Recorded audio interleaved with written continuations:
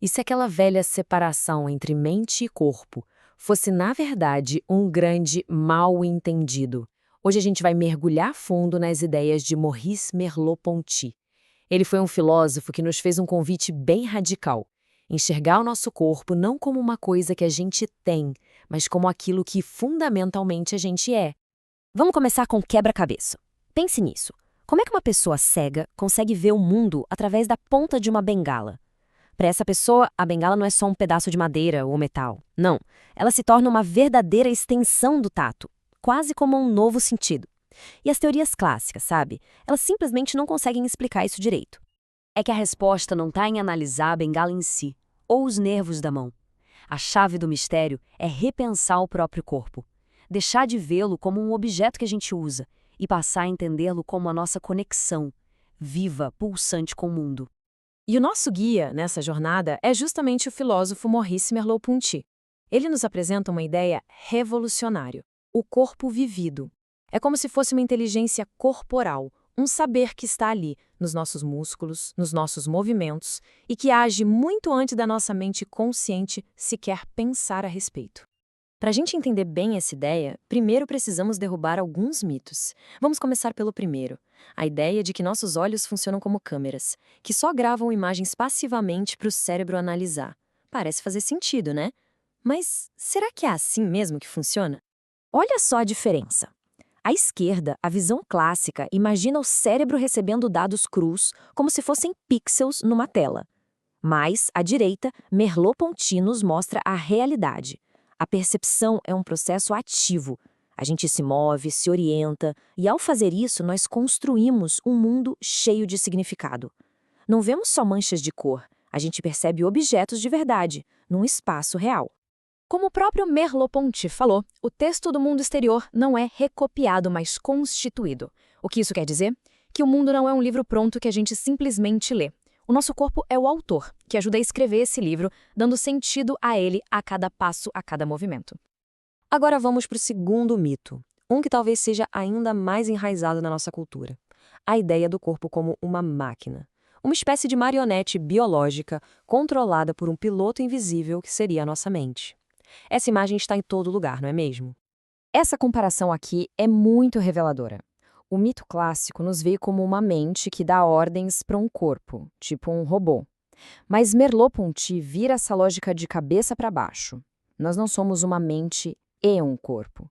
Nós somos um corpo sujeito. E o que isso significa? Significa que o nosso corpo é a nossa perspectiva no mundo. Ele é o ponto zero, o centro a partir do qual toda a nossa experiência se desenrola. Tá, mas como é que o corpo sabe fazer as coisas sem a gente pensar? Merleau-Ponty nos apresenta o conceito de corpo habitual. Pense nisso como uma memória muscular superpoderosa. É um conhecimento prático que está no corpo e que não precisa pedir permissão para a mente consciente agir. É literalmente um saber que está nas mãos. E a gente vê isso acontecer o tempo todo. Quando alguém digita muito rápido, não pense em cada letra, o corpo já sabe o caminho. Um músico tocando uma peça complexa não está lendo uma instrução para cada nota.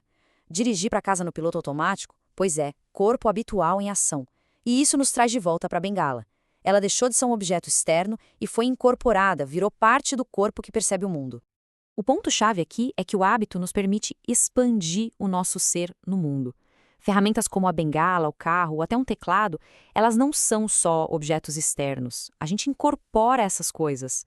A ponta da bengala se torna a ponta do nosso dedo. O para-choque do carro se torna a fronteira do nosso próprio corpo no trânsito. E essa ideia do corpo habitual, ela nos ajuda a decifrar um dos maiores mistérios da neurologia e da percepção, o tal do membro fantasma. Como é possível alguém sentir uma coceira nos dedos de uma mão que fisicamente não existe mais? A resposta, segundo essa filosofia, está no corpo habitual. A nossa experiência corporal não vem só dos nervos que temos hoje, mas do mapa do corpo que a gente construiu ao longo de uma vida inteira. O membro fantasma é a persistência desse mapa. É a memória de um corpo que ainda sabe como é ter aquele braço, mesmo que a parte física já não esteja mais lá. É impressionante. E com isso chegamos ao mito final, o chefão de todos eles, a ideia de uma mente pura. O famoso fantasma na máquina, sabe? uma consciência que flutua, separada do mundo, apenas observando e pensando de forma abstrata. Pense em conceitos como em cima e embaixo. A visão clássica diria que a mente, do nada, atribui esses significados ao mundo. Mas Merleau-Ponty mostra que o significado nasce do nosso corpo. Em cima e embaixo não são ideias abstratas, são sensações que vêm da nossa postura, do nosso equilíbrio contra a força da gravidade. O sentido é corporal. Que tal sentir na pele essa conexão entre corpo e percepção? Vamos fazer um experimento bem rápido, conhecido como a ilusão de Aristóteles. É bem simples de fazer em casa, agora mesmo. Tudo pronto? Então vamos lá. Primeiro, cruze o dedo indicador e o médio, um por cima do outro. Agora, pegue uma caneta ou qualquer objeto pequeno e toque com a ponta bem no meio, naquele vão que se forma entre os dedos. O que se sente? É bem estranho, né? A maioria das pessoas tem a sensação de estar tocando dois objetos e não um só. Por quê? Porque o cérebro não está acostumado com essas duas partes dos dedos tocando uma única coisa ao mesmo tempo nessa posição. E aqui vem a grande sacada. A nossa capacidade de perceber um único objeto depende da capacidade do nosso corpo de agir de forma unificada para explorá-lo. Quando a gente quebra a unidade do corpo, cruzando os dedos, a unidade do objeto também se quebra na nossa percepção. Ou seja, a percepção do mundo está totalmente ancorada na percepção que temos do nosso corpo.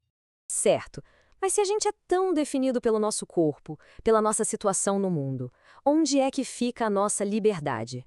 Será que somos só prisioneiros da nossa biologia e do ambiente em que vivemos? É aqui que Merleau-Ponty nos dá uma nova e poderosa visão de liberdade. Ele descarta a ideia de uma liberdade absoluta, aquela fantasia de uma mente flutuando no vácuo tomando decisões do nada. E no lugar disso, ele nos dá a liberdade situada. Liberdade não é poder escolher qualquer coisa a partir do zero. É escolher o que fazer com as cartas que a vida nos deu. E esse processo tem um nome: transcendência. Mas calma, não é sobre escapar da nossa realidade. É exatamente o contrário. É sobre abraçar os fatos da nossa vida, nosso corpo, nosso passado, nossa cultura, e a partir deles transformá-los, dando um novo sentido para tudo isso através das nossas ações. No fim das contas, a conclusão é esta: o corpo não é uma prisão para a liberdade. Ele é a própria condição para ela existir. É através do nosso corpo que a gente age no mundo, que a gente transforma a nossa realidade e expressa quem a gente é. Porque existir, no fundo, é ser um corpo no mundo. E isso tudo nos deixa com uma última pergunta, uma reflexão. Se o jeito como vivemos no nosso corpo cria ativamente o mundo que a gente percebe, então que mundo as nossas ações de todo dia estão construindo, agora mesmo? A resposta, no fim, está em cada um dos nossos gestos,